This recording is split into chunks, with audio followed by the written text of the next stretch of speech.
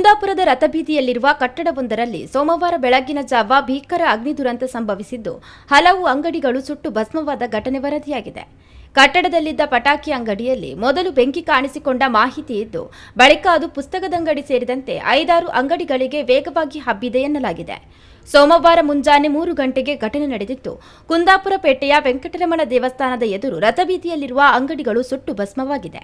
ಘಟನೆಯಲ್ಲಿ ಯಾವುದೇ ರೀತಿಯ ಪ್ರಾಣಾಪಾಯ ಸಂಭವಿಸಿರುವ ಬಗ್ಗೆ ಇನ್ನೂ ಅಧಿಕೃತ ಮಾಹಿತಿ ಲಭ್ಯವಾಗಿಲ್ಲ.